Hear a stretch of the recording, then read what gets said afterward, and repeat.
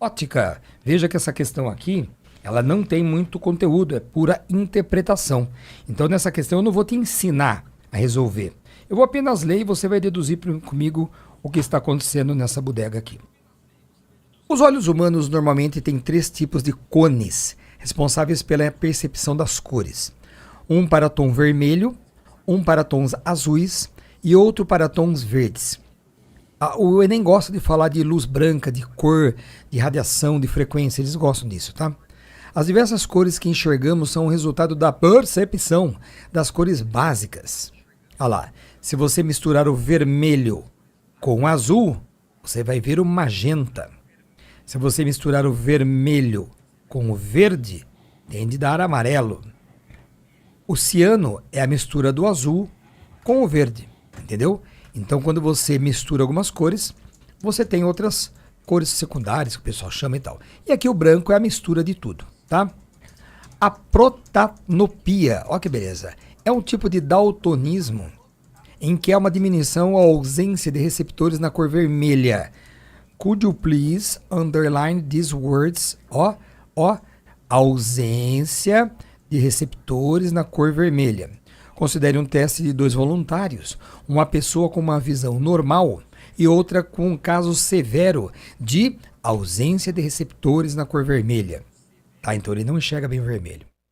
Neste teste, eles deveriam escrever a cor dos cartões que lhes são mostrados. São utilizadas cores indicadas na figura para os cartões. Ah, tá. Para qual cartão desses aqui abaixo, os 2 voluntários identificarão a mesma cor? Ô meu amigo, para eles identificarem a mesma cor, não pode ter o vermelho, né? Porque o vermelho um dos caras não enxerga, entendeu? Então, não pode ter nada aqui que tenha o tal do vermelho, né, boy? Beleza? Ai, professor, então, o vermelho não pode, logicamente. Magenta pode? Não, porque magenta mistura do vermelho com o azul. Não pode ter magenta. E amarelo pode? Não, porque o amarelo é a mistura do vermelho com o verde. Amarelo não pode. E branco pode? Não, porque o branco é a mistura de tudo, né? Branco não pode. Portanto, somente o azul. Então, eu quis te mostrar essa questão. Veja, que é uma questão que você não tem que saber teoria pra caramba. Não, velho. Tá aí, ó. Tá aí. É só ler a questão sobre cor do corpo, sobre frequência, sobre espectro eletromagnético e assim vai. Lembrando que nas aulas de ótica que você tem no coleginho, você tem lá o espectro eletromagnético que mostra luz branca, que eles mostram assim, ó, vermelho, alaranjado, amarelo, verde, azul, anil e violeta.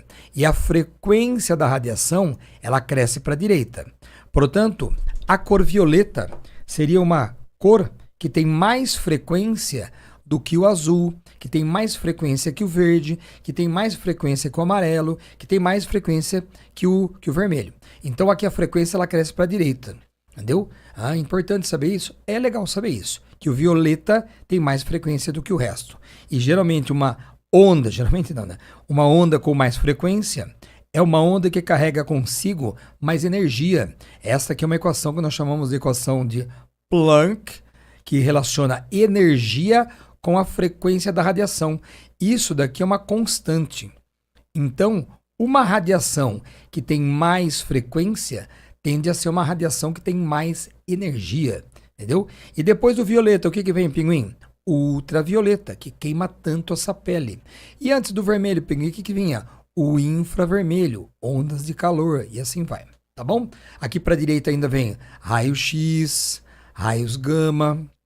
Para a esquerda aqui vem ondas de micro-ondas, ondas da AM, ondas de FM, entendeu? Ondas de rádio, né? Vem aqui tudo para a esquerda, celular, tá tudo aqui para a esquerda, tá? Então isso aqui chama espectro eletromagnético, que é importante você ter meio que uma noção do que está acontecendo. Tranquilidade? Beleza, pinguim. Fizemos a primeira. Já empolguei na segunda porque eu já comecei a falar do que a segunda aqui está te cobrando. Vamos lá. A figura mostra para você um prisma óptico constituído de um material transparente, cujo índice de refração é crescente com a frequência de luz. Olha o que ele falou. De novo, ele falou que o índice de refração ele é crescente com a frequência de luz. que quer dizer isso, pinguim? Quer dizer que quanto maior a frequência daquela luz, maior o índice de refração. Ah, muito bem. Pá, um feixe luminoso composto por luzes vermelha, azul e verde incide na face A, emerge na face B e, após ser refletido por um espelho, incide num filme para a fotografia obtida. Parará. Então tá aqui, ó. Deixa eu aumentar um pouquinho aqui porque tá meio pequenininho, né? Então o pessoal não enxerga, nem eu. Ah, então aqui cuidado porque ele tá dando comprimento de onda. Entendeu? Por isso que tá ao contrário daquela figurinha que eu escrevi, ó. Aqui era o vermelho, estava na esquerda e o violeta estava para lá. Porque aqui eu coloquei frequência. Aqui ele está colocando comprimento de onda. Mas é fato que, como velocidade de uma onda é o seu comprimento de onda vezes a sua frequência, quem tem menor frequência tem mais comprimento de onda. Entendeu? Então aqui ele está mostrando que o vermelho tem mais comprimento de onda, portanto tem menor frequência. Então é como se eu falasse para você que neste diagrama aqui, a frequência ela cresce para a esquerda, entendeu? A frequência cresce para a esquerda. Quer dizer que o violeta tem mais frequência do que o vermelho. Então aqui é a frequência. E o comprimento de onda, nesse diagrama aqui, ele está crescendo para a direita, que é o lambda. Tudo bem? Só para a gente entender a figura certinho. Tá. Observando os pontos luminosos revelados no filme, de baixo para cima, constatam-se quais cores? Pinguim, como é que eu vou saber? Minha amiga, é o seguinte, você tem que saber qual cor desvia mais. Então isto meio que vai misturar na sua cabeça com a lei da ótica, que quando uma luz refrata, com a lei de Snell. O que é a lei de Snell, Pinguim? Quando uma onda, uma luz, chega de um meio 1, com um ângulo de incidência que eu vou chamar de I, ela refrata para um outro meio 2 com um ângulo de refração R, ângulo de incidência e ângulo de refração.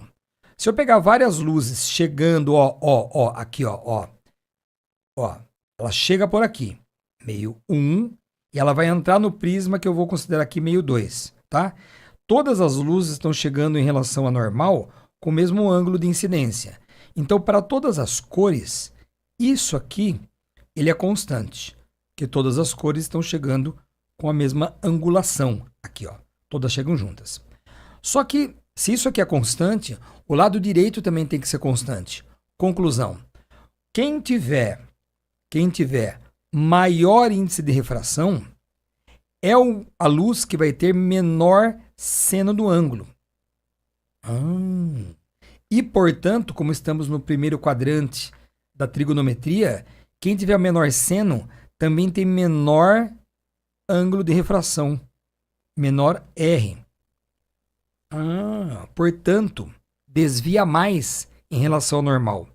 Estou dizendo que é o seguinte, quanto maior o índice de refração daquela luz, quanto maior o índice, eu já sei que é maior a sua frequência, maior o F, e eu acabei de deduzir para você que, como tem menor ângulo de refração, é a luz que tem maior desvio. Maior desvio.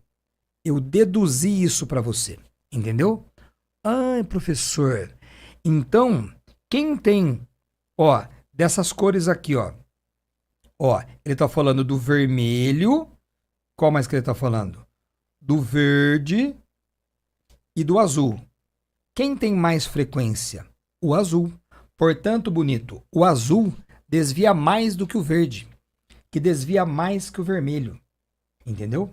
Por quê? Porque o índice de refração para a luz azul ela é maior que o índice de refração para a luz verde, que é maior que o índice de refração para a luz vermelha. Ai, moleque! Portanto, o azul desvia mais em relação à posição original. É isso que eu deduzi. Tá bom. Se o azul desvia mais, o azul vai ser a cor de baixo aqui, ó. Isso aqui é o azul, entendeu? Posso até dar uma pintadinha para você. O azul seria essa corzinha aqui, ó. que veio aqui para baixo, que foi a que desviou mais. E o vermelho, no caso aqui, vou ter que pegar meus óculos, velho, porque eu não tô enxergando bem. O vermelho seria essa aqui, ó. Entendeu? Ah, pinguim. Então o vermelho, ele bate, ainda bem que eu tenho essas canetinhas aqui, né? Ele vem para cá. Portanto, na posição mais baixa aqui, que o vermelho desvia menos, ó. O vermelho vai ficar aqui embaixo. Então, como ele pediu para olhar de baixo para cima, começa com o vermelho. Não começa com o verde, não começa com o azul, nem com o verde, começa com o vermelho. Acabou, já sei. E o azul vai ser aquela cor que vai chegar por aqui e, ó, ela vai para lá. O verde é o do meio, né? Então o verde não me interessa. O verde não importa. Então o azul ele vai ser a cor que fica lá em cima. Portanto, o verde, eu não tenho a cor verde aqui. O verde fica aqui do meio. Tá bom? Então de baixo para cima é vermelho, verde e azul. Marque a alternativa A de amor. Tranquilos? Vamos lá, questãozinha de número 3. Ver o que ela traz aqui para nós, ó. Ainda na ótica, ó. A fotografia feita sobre luz polarizada é usada por dermatologistas para diagnósticos. Isso permite que... Pereré. Falou um monte de coisa, hein? Que inferno. Vamos ver o comando da questão. Nessa situação, qual deve ser o índice de refração da lâmina para que o feixe refletido seja polarizado?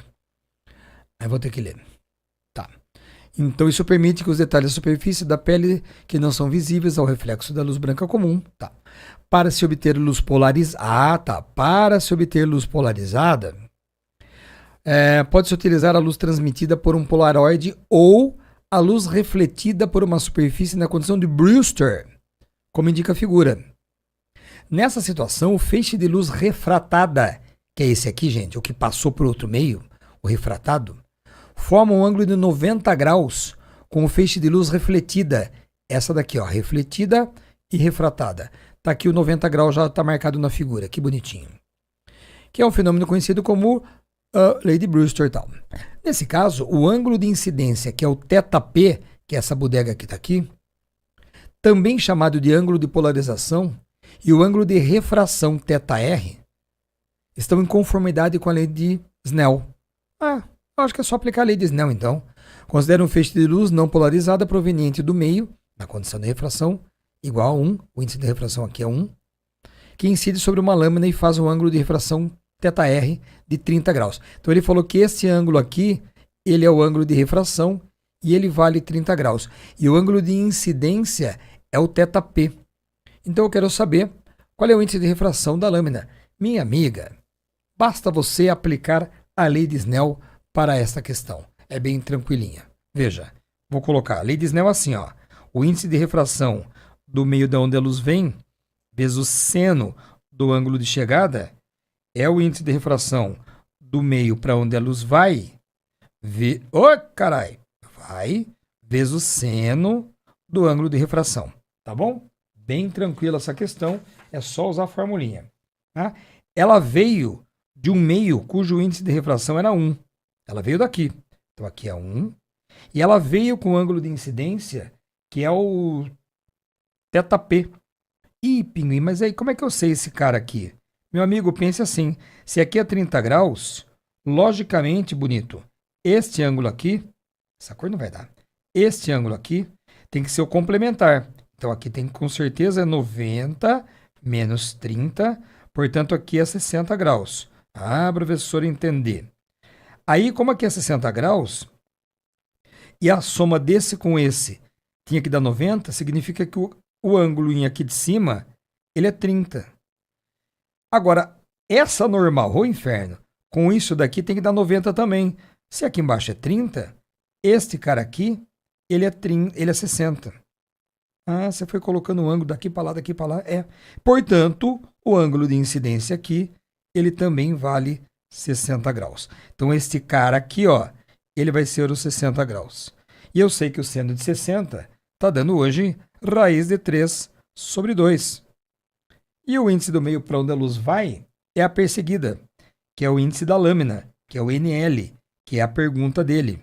Então, aqui eu coloco o NL, e o seno do R é o seno desse caipora aqui, ó.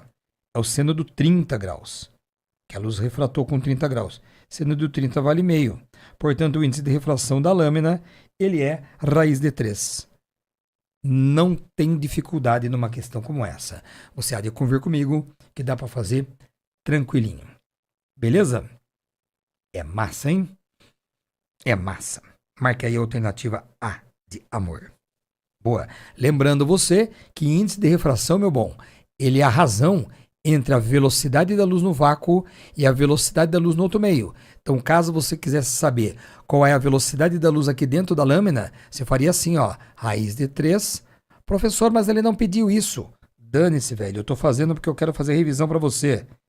A velocidade da luz no vácuo é 3/10 metro por segundo e seria a velocidade da luz dentro da lâmina. Fazendo essa conta aqui, você acharia que a velocidade da luz dentro da lâmina era 3 sobre raiz de 3, 10/8 em metro por segundo.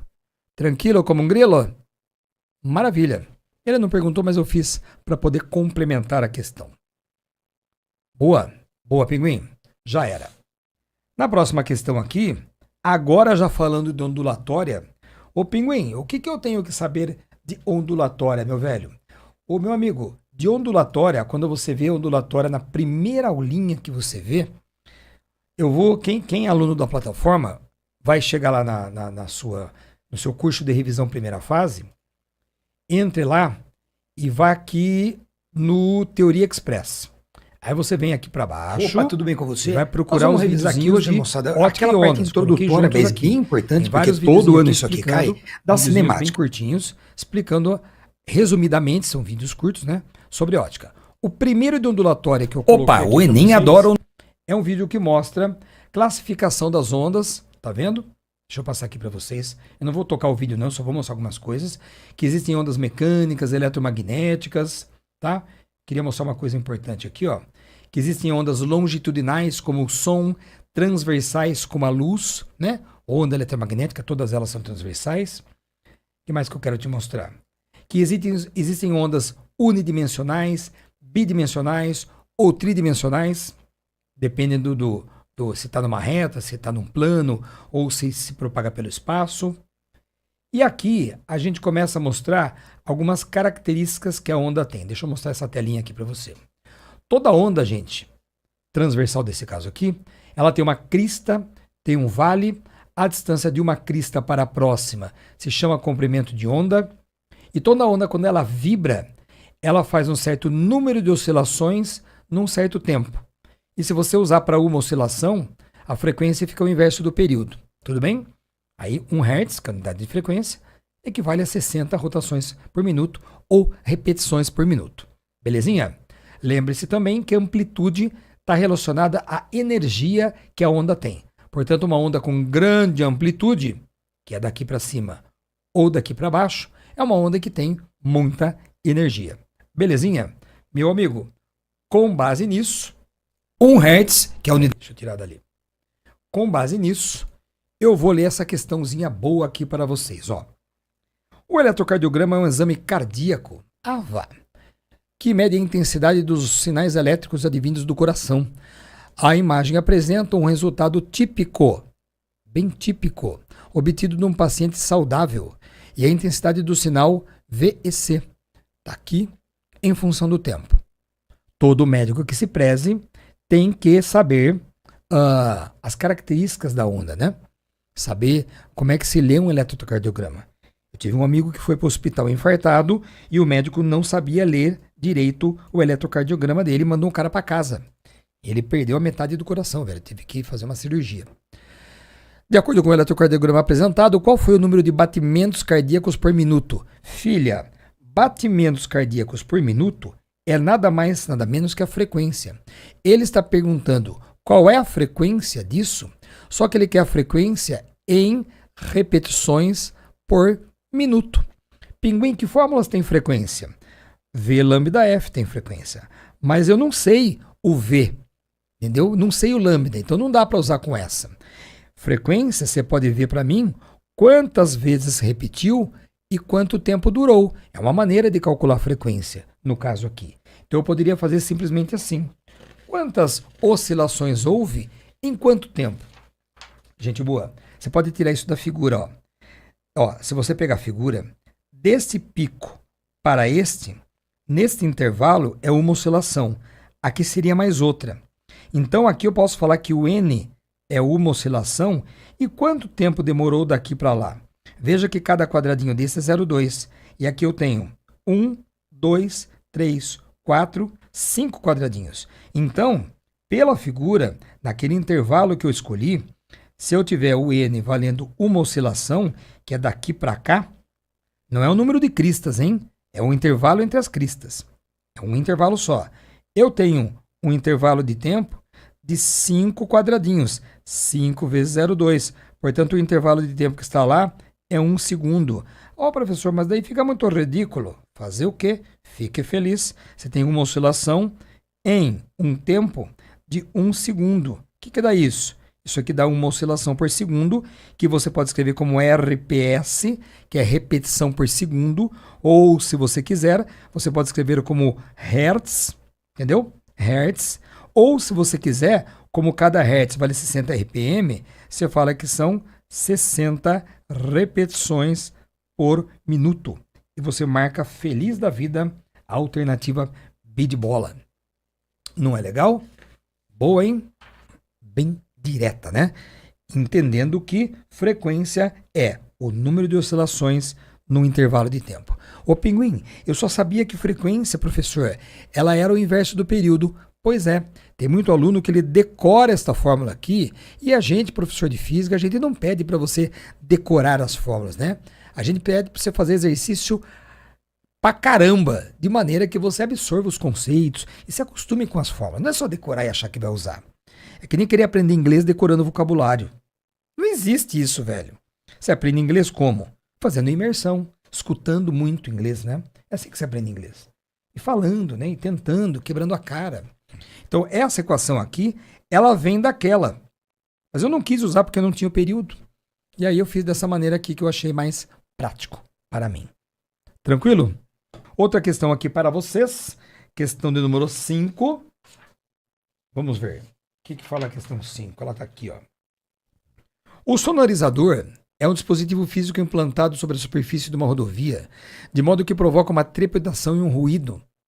Ah, vá, provoca ruído é sonorizador quando da passagem do veículo sobre ele, alertando para a situação atípica à frente. É para acordar o cara, né? É umas costeletinhas que tem no asfalto, você passa, brrr, aí você, o que está acontecendo? Aí você presta atenção. Bom, ao passar sobre sonorizadores, a suspensão do veículo sofre vibrações que produzem ondas sonoras, resultando num barulho peculiar. Considere um veículo que passe com velocidade constante. Vou anotar, irmão. Velocidade de 108 km por hora, ele está falando isso daí. Só vou anotar aqui para me organizar. Sobre um sonorizador cujas faixas são separadas por uma distância de 8 centímetros. Se você olhar o sonorizador de lado, você vai ver isso daqui, ó. Você vai ver isso aqui, ó.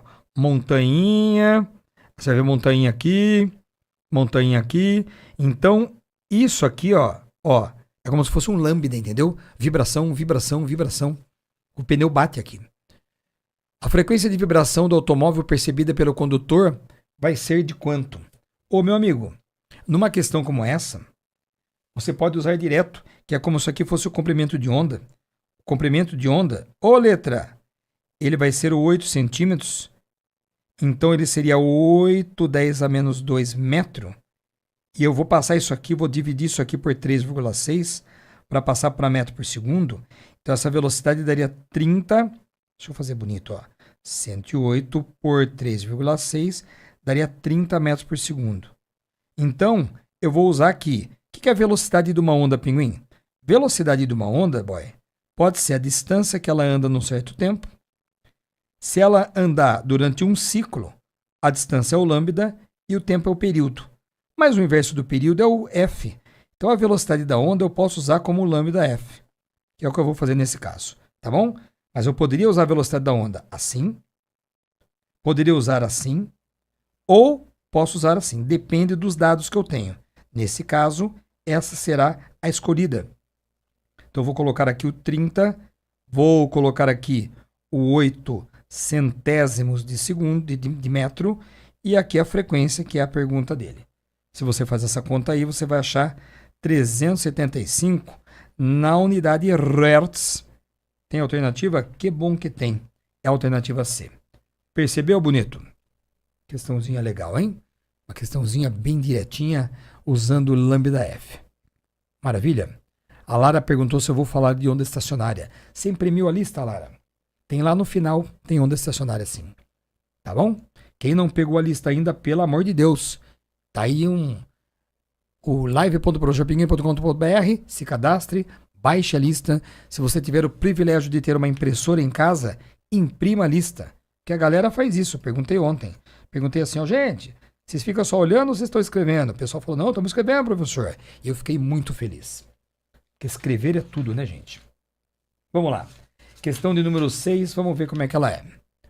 Alguns modelos mais modernos de fone de ouvido contam com uma fonte de energia elétrica para poderem funcionar. Muito bem.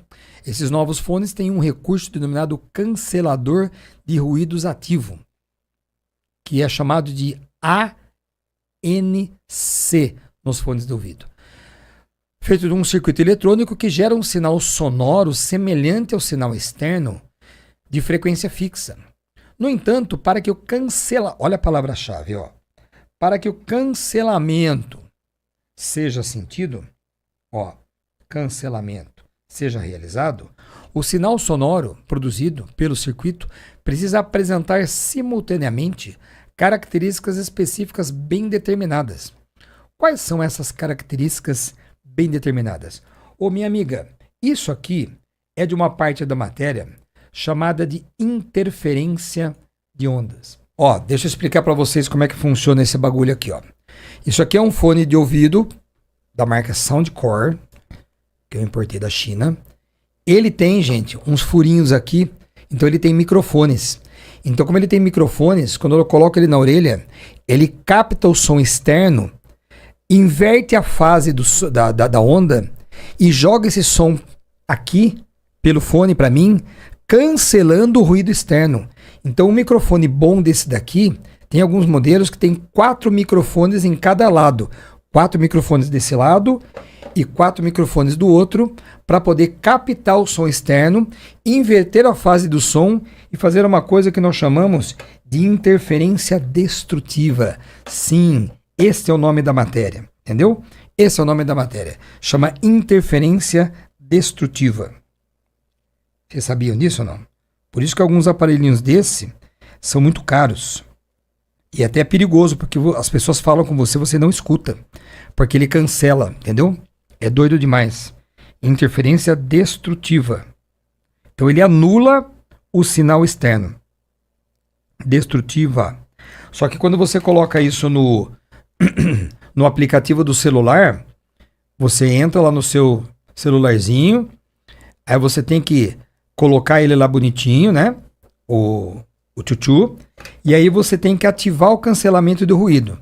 Então ele tem aqui, Então eu estou no aplicativo do celular dele. Não sei se vocês conseguem ver aí, tá? E aqui tem, um botãozinho aqui do ladinho de cancelamento de ruído, tá? Então eu tenho que apertar ele aqui e aí ele ativa o cancelamento de ruído. Quer dizer, ele liga os microfones aqui, ele capta o som externo e cancela o som externo para mim, para que eu não fique escutando as outras pessoas. Isso aqui para fazer academia é uma beleza, velho. Esse aqui é da marca Soundcore, é o A40. É muito bom, bom custo-benefício, um bom som, tem um aplicativo excelente, inclusive. Paguei 300 e poucos reais, tá? Muito bem, então interferência destrutiva. Por quê? Porque uma onda chega com fase para cima, assim, e uma outra onda vem desse lado aqui, com uma fase para baixo, assim. Então, quando uma onda passa pela outra, as ondas se cancelam. Então, isso aqui nós chamamos de 180 graus de defasagem. Entendeu? Para poder dar interferência destrutiva total. Tranquilo? É isso que vai acontecer.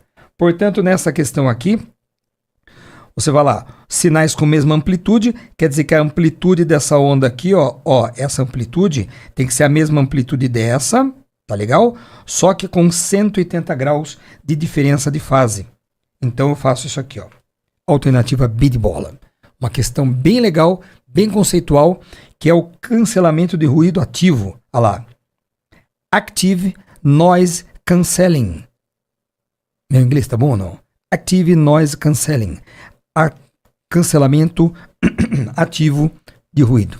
Tá bom? É isso daí. Se você comprar fone de ouvido que tem o ANC, você vai ativar e você não escuta as pessoas falando direito ao seu lado. Pra academia é uma delícia. Porque aguentar música da academia, velho, ninguém merece, né? Olha o que eu trouxe para você aqui, ó. Lá na plataforma eu estou mostrando mais ou menos isso. Tá vendo, ó? Um pulso chegando para a direita, outro para a esquerda. Na hora que um passa pelo outro, olha o que acontece. Eu cancelei meu som aqui porque daí eu vou narrando. Eles vão somar a amplitude, ó. Ó, eles somam a amplitude. Deixa eu aumentar a velocidade aqui para você entender o que está acontecendo. Aí eu falo mais rapidinho. Tá vendo? A amplitude soma. Então isso aqui é interferência construtiva. Eu não quero isso. Eu não quero isso. Eu quero a destrutiva.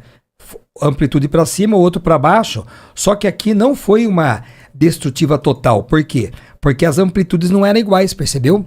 Para eu ter uma interferência destrutiva total, a amplitude de um pulso tem que ser igual a do outro. Por isso que eu falei daquela maneira lá. Tudo bem? Deu para entender melhor agora ou não? Isso aqui é um videozinho que está lá no curso de revisão, em que eu faço a revisão das matérias de maneira mais rapidinha para você, como você sabe. Tranquilos? Muito bem, professor. Muito bem. Agora, meu bom, nós vamos ver aqui, ó, como é que se faz agora um outro tipo de interferência. E esse tipo de interferência agora, ele é um pouquinho mais complicado. Por quê, Pinguim? Porque agora eu tenho que imaginar assim, ó. Ó, eu vou passar um videozinho aqui para você, uma parte de um videozinho, para você entender como é que funciona a outro tipo de interferência, ó. Aqui eu estou mostrando duas ondas que foram feitas na água, como se fossem isso aqui, ó. E aí você, quando joga uma pedrinha aqui, as ondas produzidas por essa interferem com essa. Então você está vendo que aqui a linha cheia é como se fosse crista e a linha tracejada é como se fosse o vale de onda. Quando pegar crista com crista, é interferência construtiva. Quando pegar crista com vale, é interferência destrutiva. Quando pegar vale com vale, é construtiva. Crista com vale é destrutiva. Tá vendo aqui? Beleza. Então aqui é muito fácil de você ver que tipo de interferência aconteceu em cada caso. Porém, eu vou adiantar o vídeo aqui um pouquinho, lá para frente, para te mostrar como é que a gente calcula isso. Eu adiantei o vídeo um pouquinho, né? Essa formulinha que a gente usa quando eu for calcular o N. O que é o N, Pinguim? O N é um número que ele pode ser par ou ímpar. Se a interferência for construtiva, o N aqui da fórmula acaba dando par. Se a interferência for destrutiva, o N aqui da fórmula ele acaba dando ímpar. Ah, professor, só que isso, pelo amor de Deus, vale para ondas em fase. Eu vou copiar e colar isso aqui para nós. O que é ondas em fase, Pinguim? Significa que as fontes estão vibrando assim, ó, em fase. Oposição de fase é assim, ó. Como uma está em cima, a outra está embaixo. Uma está embaixo, a outra está em cima. Isso é oposição de fase. Ondas em fase, fontes em fase, vibram dessa maneira. Quando for assim, eu calculo o N. Se o N der par, é construtiva. Se ele der ímpar, é destrutiva. E o que é o ΔD? É o módulo da diferença entre as distâncias percorridas pela onda. A onda foi produzida aqui, ela andou até lá, andando uma distância d1. A outra onda foi produzida aqui, andou até lá, percorreu uma distância d2. Eu calculo a diferença do d2 para o d1, ou d1 para d2, não importa, porque aqui é módulo mesmo. E aí eu faço essa formulinha aqui com lambda. Se o N der par, é construtiva. Se der ímpar, é destrutiva. Tudo bem? Eu sei que você olhando daí tá falando, caralho, o que esse cara está falando? Eu não manjo essa matéria. Minha amiga, é uma matéria que nem todo mundo estuda direito. Por isso que dá problema. Tranquilo? É parecido com a ideia de cordas sonoras, pode crer. É parecido, tá?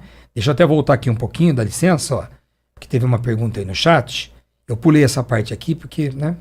Ó, quando eu expliquei lá no vídeo de revisão da plataforma, eu expliquei que as ondas estacionárias, elas são formadas assim. Aqui é um vídeo de um professor mostrando as ondas estacionárias aparecendo na corda. Então, o que eu tenho? Quando for aqui assim, que é um nó, a interferência foi destrutiva, então esse ponto não vibra. Quando for um ponto assim da corda, que seria esse aqui, né? Ele vibra muito.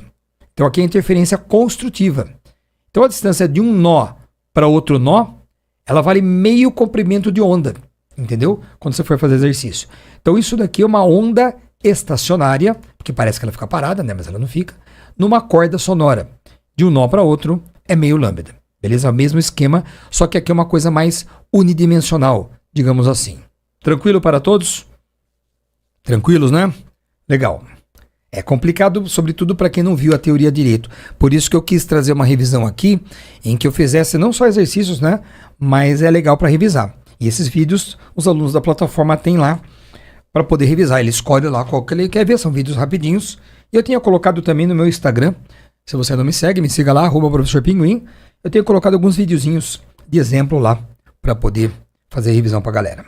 Então, com base nisso, meus amigos, vamos aqui ler a questão e ver o que dá para a gente aplicar uma questão que caiu no Enem, famosinha. Me acompanha aqui, ó. Certos tipos de superfícies... Certos tipos de superfícies da natureza podem refletir a luz de forma a gerar efeitos de arco-íris e tal. Essa característica é conhecida como iridescência e ocorre por causa do fenômeno da interferência da película fina. Olha o nome da matéria, interferência de película fina. A figura ilustra o esquema de uma fina camada iridescente, pereré, pereré. Parte do feixe de luz branca, incidente 1, reflete, ó, a luz que chega, gente, ó, acompanha aqui, ó. Parte dela reflete, só que parte dela entra na camada fina, volta e aí volta para cá. Portanto, você vai ter duas ondas que vão interferir uma com a outra. Esta é uma onda e esta é uma onda que quando chegar no seu olho, uma está defasada da outra, entendeu? Por isso que vai dar interferência, tá? Então, o que equivale aqui é uma mudança de meio de comprimento de onda. A parte refratada do feixe 3 incide na superfície, ele está contando o que acontece, tal. O observador indicado enxergará aquela região do filme em coloração equivalente à do comprimento de onda que sofre interferência completamente construtiva entre os raios 2 e 5, que eu falei para você. Então a luz 2 vai interferir com a luz 5, construtivamente no caso. Mas essa condição só é possível para uma espessura mínima da película. Considere que o caminho percorrido em 2 e 4 corresponde ao dobro da espessura e da película. Ah, tá. Então a diferença de caminhos, o que nós chamamos lá de ΔD, na fórmula, o ΔD nesse caso, vai ser 2E. Por que 2E? Porque é E para ir vir e E para voltar, entendeu? Ela entra e sai. A outra não, a outra bateu e voltou. E a outra percorreu a mais 2E, praticamente, né? Praticamente. Legal, Pinguim. Bom, considere que o caminho percorrido corresponde ao dobro da espessura da película do óleo. Legal. Expressa em termos de comprimento de onda, a espessura mínima é igual a quanto? Opa, meu amigo, como ele quer saber a espessura mínima? Já que a diferença de caminhos percorridos é 2E, eu teria que calcular o comprimento de onda desse negócio. Não é lambda, vai deixar em função do lambda mesmo, né? Ai, peraí, ó. Ó, ele falou aqui que tem inversão de fase numa das reflexões. Ele fala aqui no texto. Pinguim. Então, nesse caso, como existe inversão de fase numa das reflexões, a interferência ocorre com inversão de fase. Dessa maneira aqui, ó, a diferença de caminhos deve ser igual ao número ímpar de meio longo. O N, ó, como aqui é oposição de fase, não é o caso clássico, né? O N tem que ser o ímpar. Ó, N é ímpar. Só que o N é o menor possível. Se o N tem que ser ímpar, o N poderia ser 1, 3, 5, 7. Só que ele quer o menor possível, vou usar 1. Portanto, na fórmula que eu vou usar, ΔD é N lambda sobre 2. O ΔD é o 2E, 2 vezes a espessura. O N é 1, que é o menor possível. Ele quer a mínima. Tá vendo? Ó? E aí vem o lambda sobre 2. Portanto, como ele quer a espessura é só um E. Então, esse E, ele acaba dando lambda sobre 4, porque o 2 passa para cá e vira um 4. Pinguim, que doideira. É, velho. Doideira. Doideira mesmo. Questão extremamente difícil, logicamente. O aluno que resolve uma questão dessa é um aluno muitíssimo acima da média. Concorda? Legal, professor. Aí, gente, eu trouxe aqui para vocês... porque o Camille, as ondas estão em oposição de fase, ó. Ó, isso aqui que eu escrevi, minha amiga, é para ondas em fase. Ó, esse é o caso que mais aparece. Ondas em fase. Aí o N par da construtiva e o ímpar da destrutiva. Só que aqui, no exercício dele, como uma delas inverte a fase, elas estão em oposição de fase. Então, se estão em oposição de fase, para dar construtiva, o N tem que ser ímpar. Você tem que inverter aquela parada lá. Que é mais sacanagem ainda, né? Porque não é o caso mais normal, né? Entendeu? Vamos ver agora um conceito dessa situação que eu passei para você, só que não tem que fazer conta nenhuma. Uma das grandes disputas teóricas da física, Sir Isaac Newton defendia que a luz era feita de corpúsculos, enquanto Christian Huygens defendia que a luz era feita por ondas. Hoje em dia se sabe que a luz tem comportamento dual, é a dualidade onda-partícula. Dualidade onda-partícula. Ela pode se comportar como luz ou como partícula, dependendo do que você faz com ela. Muito bem. Em 1801, Thomas Young realizou uma experiência que na época decidiu a questão favoravelmente a Huygens. Na experiência realizada por Young, um feixe de luz monocromática incide sobre um primeiro anteparo, aqui ó, e segue para um segundo. Gente, esse fenômeno, quando a luz passa por um buraquinho assim, esse fenômeno se chama difração. Escreva aí, ó. Escreva aí. Pega a sua canetinha e escreva. Isso aqui é difração, tá? Nas fendas lá. E segue para um segundo anteparo, contendo duas fendas paralelas, as quais produzem novas difrações. Aqui, ó, mais difração. Teve difração aqui e teve difração aqui também, tá? Legal. Em seguida, a luz, porque difratar é passar por um buraquinho, tá bom, gente? Difratar é contornar um obstáculo. Em seguida, a luz proveniente das duas fendas atinge um terceiro anteparo. Ela bate numa paredinha aqui, que atua como uma tela, na qual é produzida uma imagem com regiões alternadas entre brilhantes e escuras, denominadas franjas. Por que acontece isso? Porque nas franjas claras, franja clara é luz interferindo com luz construtivamente. Então isso aqui é interferência do tipo construtiva. Tanto é que ficou muito claro. Quando você vira franja escura é porque uma luz matou a outra. Como é que uma luz mata a outra, pinguim? Quando tiver uma interferência destrutiva. Isso aqui é chamado de experimento de Young. Famosíssimo. Só se for para você, professor, porque eu nem sabia que esse cara existia. Eu sei. Interferência destrutiva. E isso comprovou que a luz tem comportamento ondulatório. A Vitória Villa-Lobos falou que o professor dela teve aula comigo. Como se chama o seu professor, minha amiga? Fala o nome da criança aí. A formação dessas franjas no anteparo se deve ao fenômeno chamado interferência.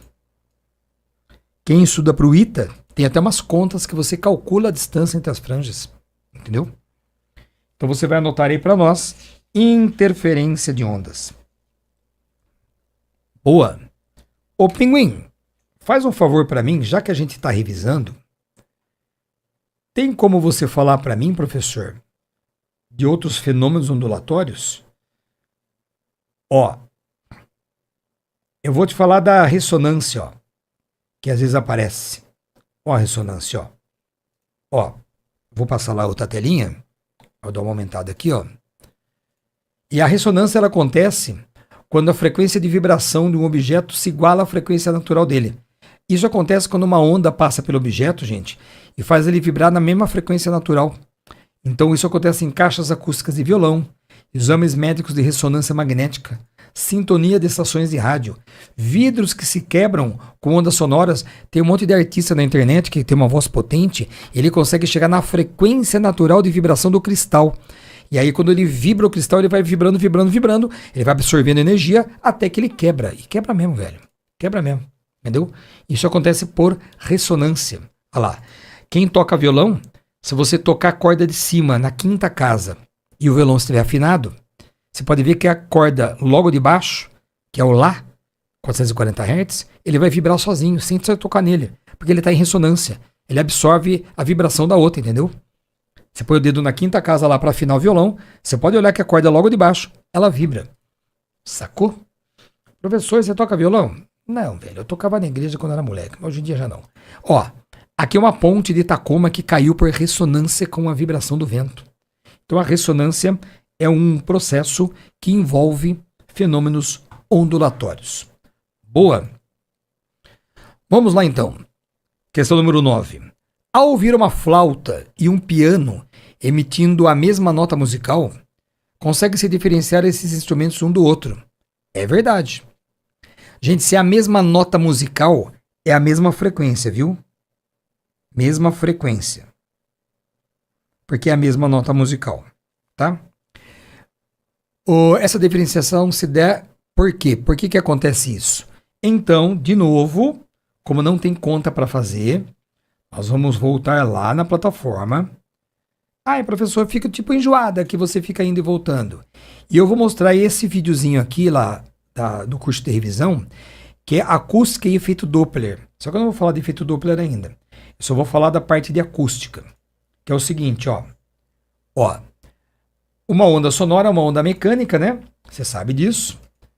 Ela é mais rápida num sólido do que num gasoso, porque se ela é onda mecânica, quanto mais denso for o meio, mais rápida é a onda lá, tá bom? O que mais que eu quero falar?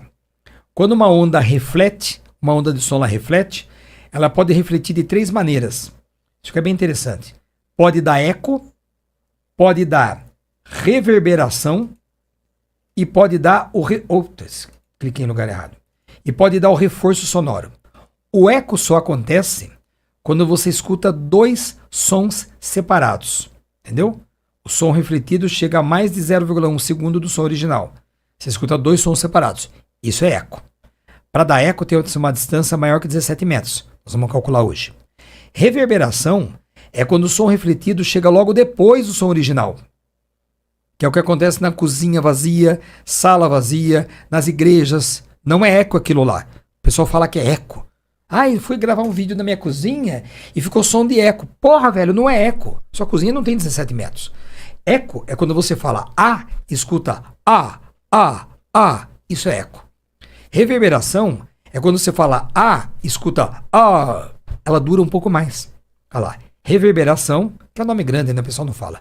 É uma sensação de se ouvir um som mais prolongado, que acontece dentro de casas com poucos móveis, entendeu? Reforço sonoro é quando o som refletido chega quase junto do som original, que acontece geralmente em banheiro. O tempo de ida e volta do som, já que a parede está pertinho, ele é quase zero. Então o som refletido que bateu na parede e voltou, ele entra no seu ouvido quase junto do som original. Portanto, o som fica meio reforçado e você tem a impressão de que sua voz é boa pra caralho. Por isso que se fala que a pessoa é cantora de banheiro. Se alguém te chamar de cantor de banheiro, é uma ofensa. Ele tá querendo dizer que você só canta bem no banheiro. Entendeu? Tirou o banheiro de você, fodeu. Você sai pro quarto, aquela vozinha. Porque no banheiro, como é pouca distância, o som fica reforçado. Digamos assim. Pela reflexão. Tá bom? Legal. Aí na próxima tela aqui, eu tô te mostrando o que é a altura do som. A altura do som não é se o som tem grande volume. A altura do som é se ele é agudo. Som alto é som agudo. Som alto é som de alta frequência. Som grave é som baixo. É o som de baixa frequência. Veja, a minha voz é uma voz, digamos, grave. Um pouquinho grave. Portanto, a frequência da minha voz, ela é baixa. Algumas pessoas têm a voz muito aguda. Portanto, se ela tem a voz aguda, ela tem uma frequência alta. Deixa eu ver se toca esse sonzinho aqui. Deixa eu ver, peraí. confunda som alto com som de grande volume, hein? Pelo amor de Deus. Nesse videozinho na aqui, física, gente, a altura do som. Aula, portanto, um som... Eu passei aqui, peraí. Veja, esse aqui é um som, entre aspas, que o ser humano de frequência extremamente baixa, de grande intensidade. Eu não tô ouvindo nada. Ele vai tocando, vai ficando mais aqui, agudo. O som vai ficando cada vez mais agudo, a frequência vai subindo. Chega uma hora que a pessoa não escuta mais. Percebe ou não? Chega uma hora que fica tão agudo, que você... Percebeu? Eu chego no 13.000 Hz, eu já não escuto mais. Beleza? Então o som muito agudo é o som de altíssima frequência. Tranquilo? Boa, Pinguim. Intensidade de um som, tome cuidado, é quando você mexe com a amplitude da onda. Tá? Tem a ver com essa altura aqui, ó. Amplitude da onda. Isso sim mostra se um volume é alto. Se um volume é grande. É uma grande amplitude. É muita energia. É um som forte. O som fraco é aquele que tem baixo volume, pequena amplitude. Entendeu? Então eu tenho aqui na minha mesinha um controle de volume. Eu posso aumentar o volume do meu som, dando mais amplitude para ele, mais energia, sem mexer na frequência. Então cuidado, hein? Som alto não é som de grande volume. Som alto é som agudo, é som fininho. Tá bom? Legal. Essa matéria se chama acústica, gente. Eu quero falar disso aqui, ó. O timbre de um som depende da forma da onda. Então o timbre de um som, velho, ele permite você diferenciar sons de mesma altura, mesma intensidade, mas ó, emitidos por fontes diferentes. Entendeu? Por isso que você reconhece o timbre da voz de uma pessoa, né? Porque cada instrumento forma uma onda e o nosso ouvido reconhece esse formato. É uma coisa muito sutil. Então, o timbre do som não é frequência, não é amplitude, é o formato que a onda tem, que nosso ouvido reconhece. Tá bom? Basicamente é isso. Tranquilo? Legal, Pinguim? Maravilha. Portanto, nessa questão, como é que você consegue diferenciar esses instrumentos? Pelo timbre. É a alternativa D de dado. Timbre do som, que faz com que os formatos das ondas sejam diferentes de um instrumento para outro. E aí eu mostrei para você o que é altura. Tá vendo? Ó, a altura é agudo e grave. Isso é a altura do som. Pelo amor de Deus, a altura do som não é volume do som. Volume do som é intensidade. Ó, intensidade tem a ver com volume.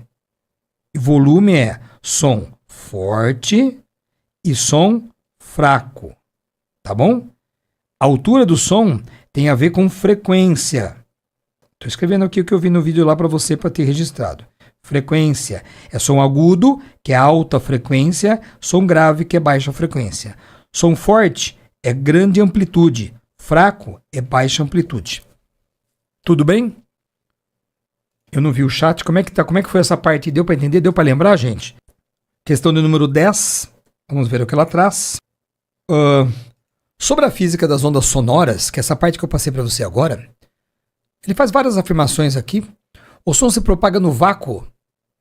O som não anda no vácuo. Pelo amor de Deus, o som não se propaga no vácuo. Porque som... Por que o som não anda no vácuo mesmo, Pinguim? Porque som é onda mecânica. É onda mecânica. E onda mecânica precisa de partícula. Então ele não anda no vácuo. Tá ligado? Não anda no vácuo. Quanto maior a frequência do som, mais grave ele será. Muito pelo contrário. Quando a frequência de um som é alta, significa que o som não é grave, ele é agudo, é fino. A intensidade sonora é uma qualidade fisiológica que diferencia sons graves de agudos. Não.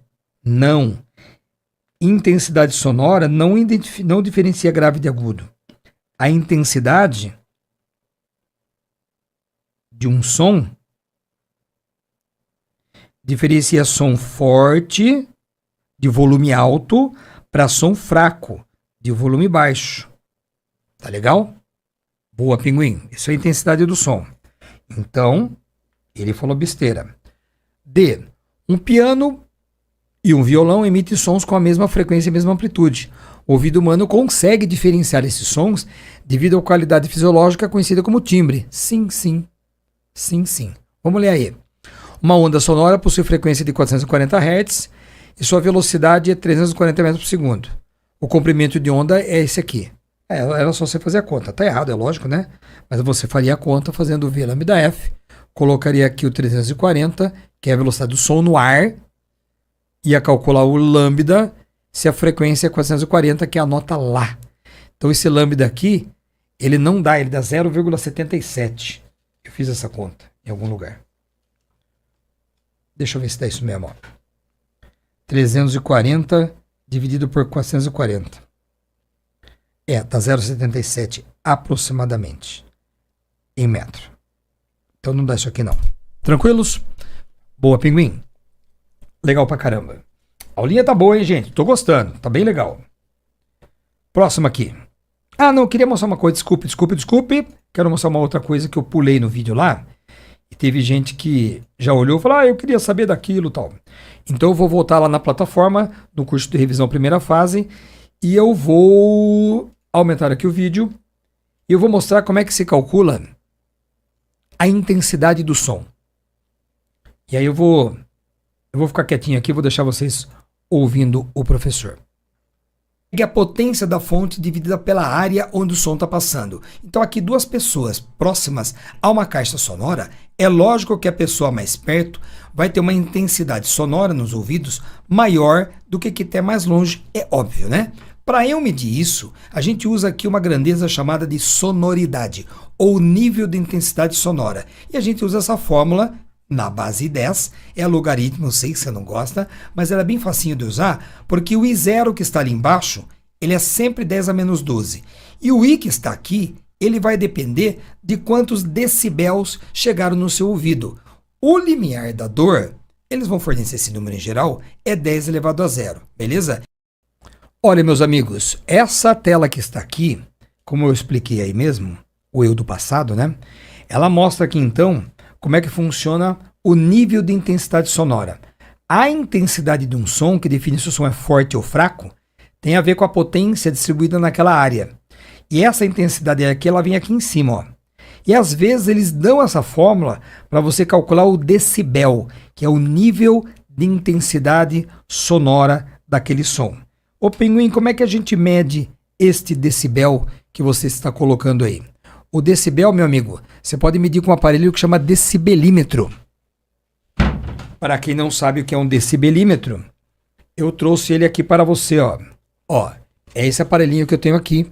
Ele tem um microfoninho e você pode medir o nível de intensidade sonora que tem nos lugares. Então, se eu estou falando, o nível de intensidade sonora ele vai variando, ele vai mudando. Vocês estão vendo, acho que é refletido aí, né? Porque a câmera inverte.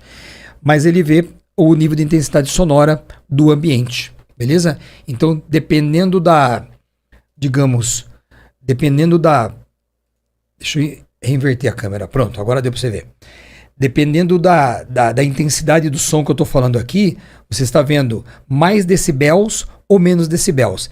Se eu colocar isso aqui perto da minha boca, deve aumentar o decibel. E aumenta mesmo, ó, porque eu estou falando com um volume, digamos, maior, uma intensidade maior, porque está aqui perto. Agora, se eu deixar longe da minha boca, aí o decibel ele pode diminuir. Então, esse aparelho aqui é um decibelímetro profissional. Mas você pode instalar no seu celular um decibelímetro. Se você abaixar o aplicativo aí, na Apple Store ou na Play Store lá, você baixa um aplicativo que é um decibelímetro.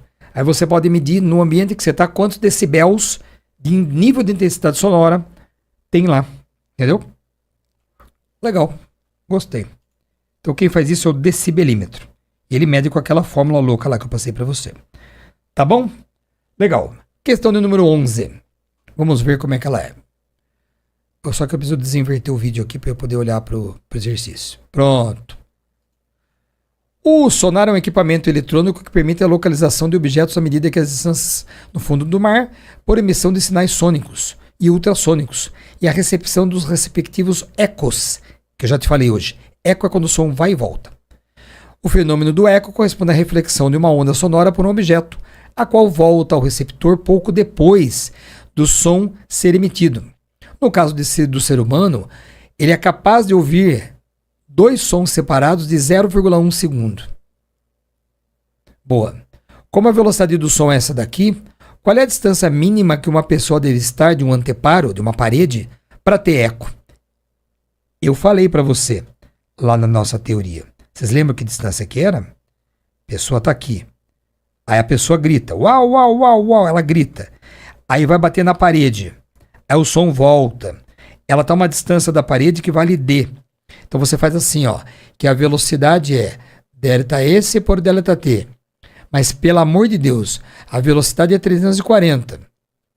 O intervalo de tempo tem que ser no limite 0,1, que está aqui no texto. O que você põe na distância, pelo amor de Deus? 2D. É isso aí. D para ir com D para voltar. Vocês são foda, hein? 2D. Vamos ver se eu colocasse apenas D? Vamos ver se o Enem seria cuzão? Vocês acham que o Enem é cuzão? Pergunta que o professor faz. O Enem, ele é cuzão?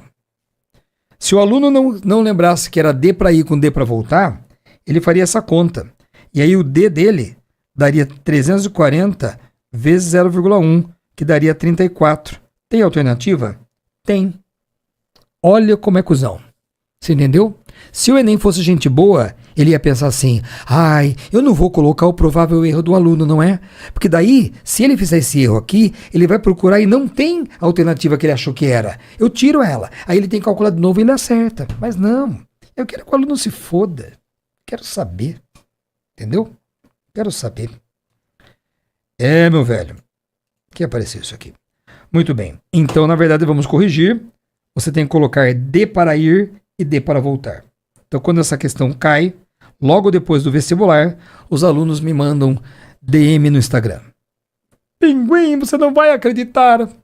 Eu esqueci de fazer D mais D. Eu falo, ô meu amigo, fica tranquilo. Mas acertou outro, não acertou? Então descansa, dorme. Fique tranquilo que tudo vai dar certo.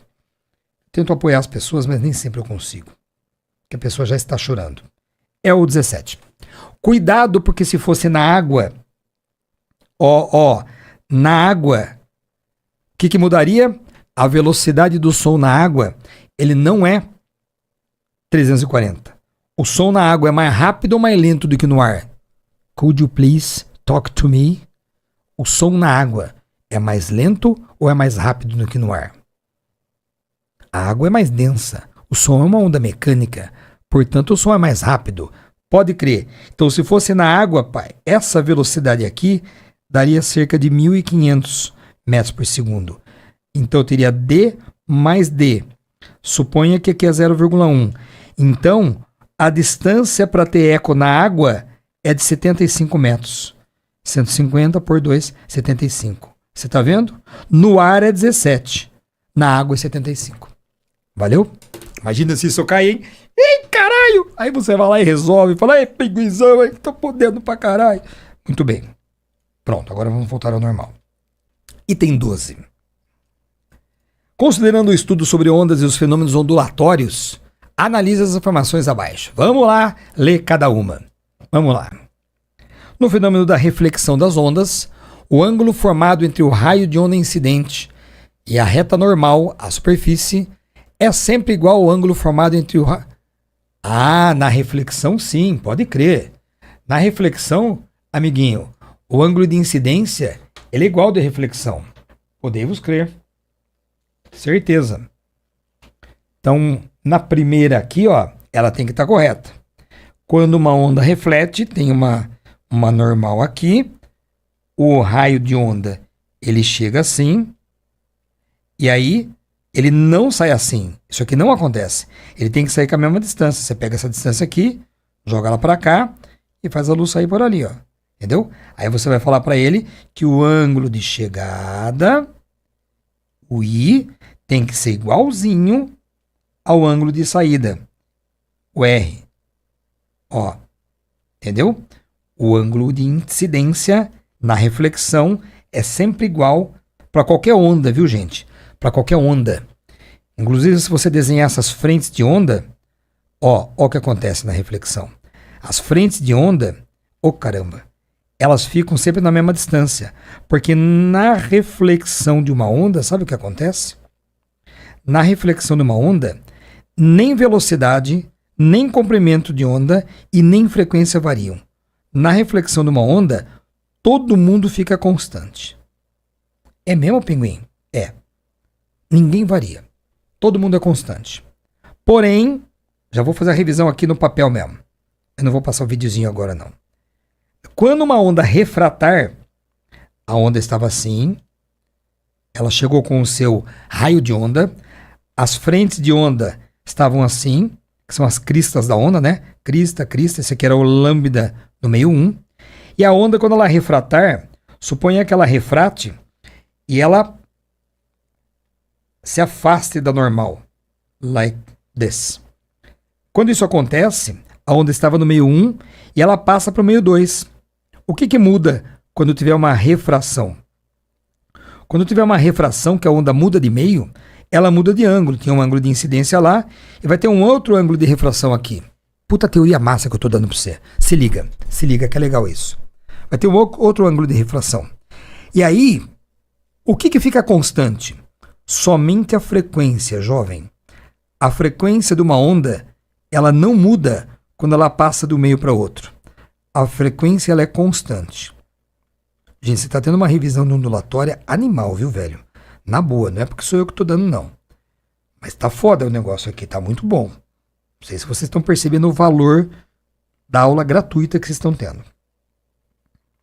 Ó, frequência constante. Porém, velocidade e lambda, esses dois aqui, ó, eles variam. Mas variam como, Pinguim? Variam de maneira proporcional. Quando a onda ganhar velocidade, ela também ganha comprimento de onda. Se ela perder velocidade, ela também perde comprimento de onda. Portanto, esta onda aqui, como ela ganhou velocidade porque o raio se afastou da normal, ela vai, o ângulo aqui tem que ser 90 graus, né? Ela vai ter frentes de onda mais separadas umas das outras. As frentes de onda ficam mais longe umas das outras. Então o lambda nesse meio, ele ficou maior, porque a velocidade ficou maior. Isso aqui é o lambda, ó, o novo lambda. Então nesse meu exemplo, como V2 foi maior que V1, eu tenho lambda 2 maior que lambda 1. E a frequência, teacher? Caramba, acabei de falar, a frequência não muda. A frequência é a mesma. Tranquilidade? Legal, Pinguim. Fiz aqui uma revisão de refração. Todo 1 era verdadeiro. Se 1 é verdadeiro, você não marca B. Certo? No fenômeno da refração, uma onda passa de um meio para outro, pois não, mas a sua velocidade não se altera. Já falou bosta. É lógico que a velocidade altera. O que não altera na refração é a frequência. Errado. Se a 2 é errada, não pode ser nem a A e não pode ser nem a D. Eu já sei que é C. Vou ler para ensinar. No fenômeno da difração, as ondas têm a capacidade de contornar obstáculos ou fenda. Sim, Salabim. Difratar é passar por um buraquinho. A difração ela é assim, ó. Tem aqui um buraquinho na parede. A onda chega serelepe. Ela está chegando. Quando ela passar por aqui, ela curva. Isso se chama difração. Ela contorna o buraquinho. Entendeu? Não é refração. Ela é curvar, ela é difração. Por isso que você consegue ouvir uma pessoa que está do outro lado do muro. Você tem aqui, você está numa... Aqui tem um muro e aqui é o chão. E aqui tem uma pessoa falando. Você não vê a pessoa que está aqui, mas essa pessoa escuta a outra. Por quê? Porque o som, ele contorna os obstáculos.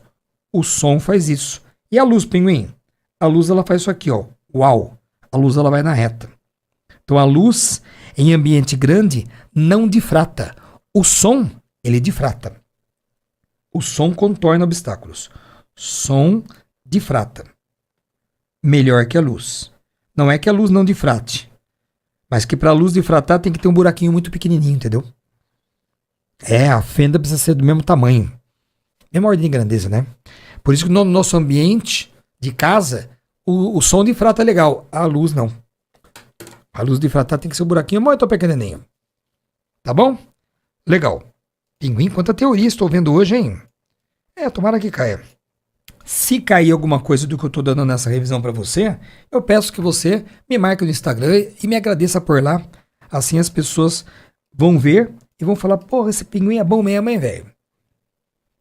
Me ajuda bastante isso daí. É uma divulgação gratuita que você faz e me ajudando. Obrigado, viu?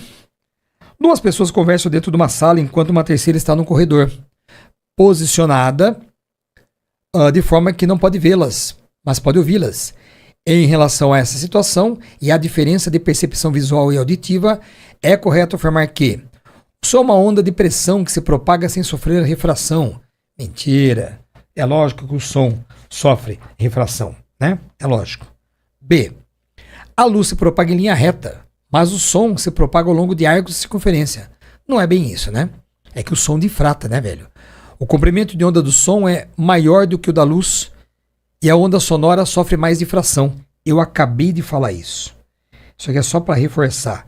Som difrata legal. Som faz curva. A luz, ela vai mais na reta. Tá bom? Boa. 13 já foi. Tá chegando ao fim, gente. Fica tranquilo aí que a gente já vai jantar. O diretor de prova de uma corrida de Fórmula 1 está parado ao longo de uma pista. De um autódromo, quando um carro se aproxima dele. Hey, darling, could you please underline these words? Se aproxima. Grifa aí. O cara se aproxima. Boa. Devido ao efeito Doppler, já falou o nome da matéria. Quando o som do motor do carro percebido pelo diretor de prova e pelo piloto do carro nessa aproximação, pode-se afirmar que, minha amiga, eu acho que eu tenho lá no nosso curso da plataforma um videozinho sobre efeito Doppler. Let me see. Deixa eu ver se é aqui que fala dele. É aqui, ó. Quando eu dei revisão para a FUVEST, eu falei disso aqui. Efeito Doppler é o seguinte, gente. Aqui tem uma ambulância que está parada, o Gru está aqui, e ele está escutando o mesmo som que o Minion. Ele não escuta som diferente, ele escuta mesmo lambda, mas aqui não. O que acontece aqui? Aqui o lambda dele fica pequenininho, porque a ambulância está andando. Portanto, ele escuta um lambda menor, então uma frequência maior. Agora o Minion não. O lambda dele cresce, aparentemente. Portanto, a frequência diminui. Conclusão. Quando você recebe um som de uma fonte que estava em movimento, no afastamento, que é isso aqui, está tendo um som mais grave, porque a frequência aparente diminui. Na aproximação, é um som mais agudo, porque a frequência aparente ela aumenta. E isto tem até uma formulinha para calcular. E essa formulinha é chata pra caramba. Não vale a pena estudar isso agora. Guarde só isso daqui. Quando chega perto, o som é mais fino, mais agudo, frequência maior. Quando vai se afastando, o som aparente tem frequência menor e o som fica mais grave. Tá bom? Se você souber isso, bonito, você já mata essa questão. Veja, é a D. O diretor de prova percebe um som cuja altura... O que quer dizer altura, pinguim? A altura é frequência. A altura do som depende da frequência do som. Tá vendo? Maior. Por quê? Porque é uma aproximação. Na aproximação, a altura do som fica maior. E o piloto não, né? Porque o piloto não escuta Doppler. O piloto não está se aproximando da buzina. Entendeu? Para o piloto não tem a mudança da frequência do som. Tranquilos? Penúltima questão. Teve uma mocinha aí, ou um mocinho, não lembro, que perguntou sobre onda estacionária. Darling, é isso aqui, ó. Vou ler para você. A velocidade de propagação de uma onda por uma corda é dada por essa fórmula que chama fórmula de Taylor. Essa velocidade é a raiz quadrada da força de tração. T é uma força com que você estica a corda pela densidade linear. Gente, densidade linear é a massa da corda dividido pelo comprimento. Quantos quilos tem de corda para cada metro? Entendeu? Isso é densidade linear. Ele falou que a corda ela tem 120 gramas e ela tem 3 metros. Portanto, a densidade linear dessa corda daria 120, 10 a menos 3, passei para quilograma, por 3 metros, daria 40, 10 a menos 3 quilogramas de corda para cada metro. Isso é a densidade linear da corda, tá? Muito bem. E aí eu estou tendo onda estacionária na corda. Para que a frequência de oscilação das ondas seja de 30 Hz, qual é a força de tração? Portanto, velho, a pergunta é essa aqui, ó. Ele quer a força de tração. O que eu vou fazer para você? Eu vou calcular aqui, bonita, qual é a velocidade de propagação da onda na corda. Como é que você vai fazer isso, pinguim? Com a velha e boa V igual a lambda F. Eu vou usar ela primeiro, ó. Então, eu vou pegar a velocidade V. Vou pegar o lambda. Qual que é o lambda, pinguim? O lambda, minha amiga, é a distância daqui para cá? Não, pinguim. De um nó para outro nó é meio lambda. Aqui eu tenho mais meio lambda. E aqui eu tenho mais meio lambda. Percebeu? Portanto, 3 metades de lambda está dando 3 metros. Quer dizer que o lambda mesmo ele vale 2 metros. Ah, moleque, o lambda é 2. E a frequência da onda, ele falou no texto, está aqui no texto, é 30. Portanto, a velocidade com que a onda anda nessa corda é 30 metros por segundo. Caralho, professor, mas essa não é a resposta? Eu sei, mas eu vou pegar essa velocidade e vou enfiar na outra fórmula, que ele me deu a outra fórmula. Por que ele deu? Porque ele não queria que você decorasse isso. Que ele considera um conhecimento muito técnico, né? Pra que fazer o aluninho, tadinho? Agora ele foi bonzinho, né? Ó, e aqui é 40, 10 a menos 3, que é melhor escrever como 4, 10 a menos 2. Melhor assim, né? Fica mais bonitinho, tá? Aí se você fizer a sua continha, esta tração aqui, ela dá 144 em newtons. Afinal, a tração é uma força. Ah, é 60, verdade. Obrigado. Corrigi aqui. Obrigado. Então, deixa eu ver se dá isso mesmo, né? Peraí. 60 vai dar 3.000, vai dar 360. Obrigado, amigo. Corrigi aqui. 360, 3.600. Vezes 4. É isso mesmo. O resultado tá certo. Eu só tinha confundido aqui no númerozinho. Valeu, gente. Muito bem. Então, deu 144 P de bola. Né? Corda sonora, corda de violão. Questão de número 16 e última da nossa sessão de hoje. Ó, isso daqui, gente, ele chama de flauta. Isso que é um tubo aberto, viu? As notas e frequências têm comprimento de onda parará muito bem definidos. A figura mostra esquematicamente um tubo de comprimento L, mostrando uma flauta. Em A, no primeiro harmônico, eu tenho um comprimento de onda aqui, lambda A. Aqui eu tenho um comprimento de onda lambda B. Aqui lambda C. Qual é o comprimento de onda do próximo harmônico? Se você perceber o padrão, na figura A, o comprimento do tubo, que é o L, dentro dele aí, tem meio lambda. Meio comprimento de onda. Então, o lambda A, ele vale 2L.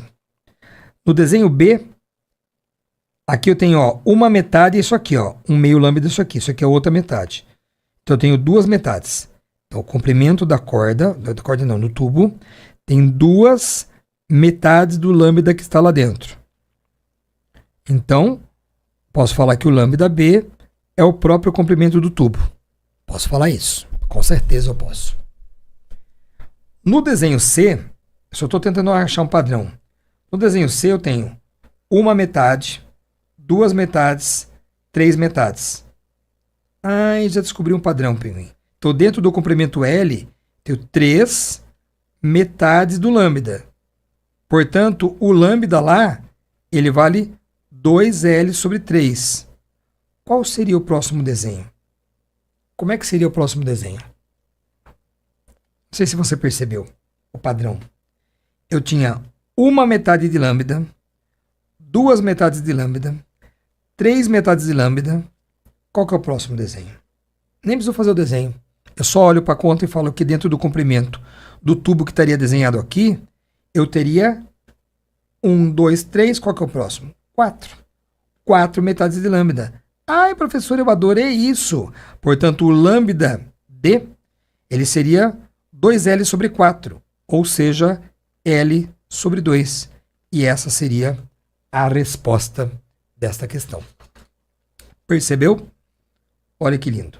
L sobre 2, alternativa C. Isso significa, gente boa, tubo sonoro aberto. Lembre-se que tubo aberto, ele tem ventre numa ponta e ventre na outra. Tubo aberto, se você quisesse calcular, a frequência num tubo aberto é NV sobre 2L. Se cair tubo fechado, vou falar para você, já que estamos aqui, não estamos cansados, a frequência sonora produzida por um tubo fechado, ela é NV sobre 4L, tubo fechado. A diferença é que para tubo aberto, o N ele pode ser 1, 2, 3, 4, 5 e assim vai. Para tubo fechado, o N que está aqui só pode ser ímpar. Então é 1, pula para 3, pula para 5, pula para 7. Não pode ser par. Tubo fechado não forma harmônico par. Já caiu no Enem isso daí. Tranquilidade? Meu bom, agradeço muito a sua presença.